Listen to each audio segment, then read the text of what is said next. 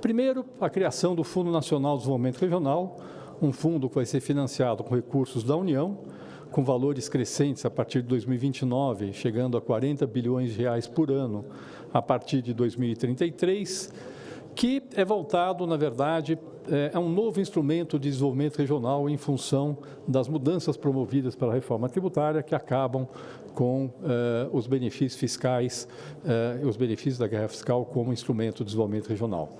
Os recursos vão poder ser utilizados para fomento de atividades produtivas, poder trabalhar em obras de infraestrutura, inovação, desenvolvimento científico e tecnológico, priorizando projetos ambientalmente sustentáveis. Eu sei que existe uma discussão sobre a distribuição dos recursos do Fundo Nacional de Desenvolvimento Regional, e essa eu acho que é uma decisão política, é importante a gente entender isso.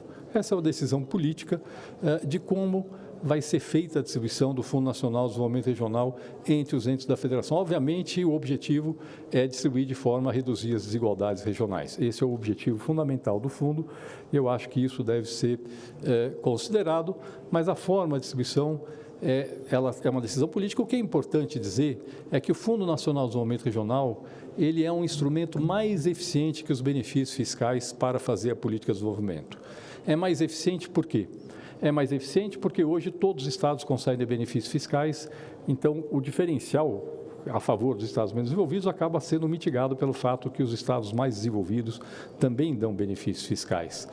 E segundo, o Fundo de Desenvolvimento Regional vai poder alcançar atividades que hoje não são alcançadas pelos instrumentos dos benefícios fiscais do ICMS, por exemplo, incentivo ao setor de serviços, que é algo que não é possível fazer hoje no âmbito do ICMS.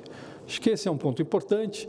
Há um segundo fundo que está sendo financiado pela União, o Fundo de Compensação dos Benefícios Fiscais. A razão de existência desse fundo é compensar as empresas em função da redução do valor dos benefícios fiscais convalidados nos termos da Lei Complementar 160. São aportes crescentes de 2025 a 2028 e decrescentes de 2029 a 2032. Ao todo, são 160 bilhões de reais no agregado que estão sendo alocados para esse fundo. E a nossa avaliação é que esses recursos serão suficientes para dar segurança jurídica para as empresas que têm benefícios fiscais convalidados no âmbito da Lei Complementar 160. O que remanescer de recursos do Fundo de Compensação de Benefícios Fiscais Convalidados será transferido ao Fundo de Desenvolvimento Regional. É muito provável que isso ocorra e a expectativa é que haja, sim, um reforço do Fundo de Desenvolvimento Regional ao final desse processo, no final de 2032, quando os recursos do Fundo de Compensação de Benefícios Fiscais Convalidados tiver sido utilizado. O terceiro ponto é um ponto que gera bastante debate, a questão do Conselho Federativo do Imposto sobre Bens e Serviços, o Conselho Federativo do IBS. A função do Conselho Federativo do IBS é que os estados e municípios conjuntamente façam a gestão do novo imposto, do Imposto sobre Bens e Serviços, que será um imposto de competência dos estados e dos municípios. O federalismo brasileiro, a gente parte de uma situação hoje que nós temos uma base fragmentada de tributação, estados tributam circulação de mercadorias, municípios tributam serviços, só que para a gente ter um sistema tributário moderno é fundamental ter uma base ampla de tributação que contemple operações com bens, operações com serviços intangíveis, e isto exige uma mudança de modelo, que é o que está sendo proposto nessa PEC da reforma tributária, e ao fazer isto é preciso saber como é que será, já que teremos um tributo de base ampla, de competência estadual e municipal, como é possível fazer a gestão desse novo tributo, e é daí que surge a ideia do Conselho Federativo do IBS. É importante entender que o Conselho Federativo do IBS terá funções essencialmente técnicas. Eu acho que esse é um ponto relevante de se entender. Quais são as funções que ele terá?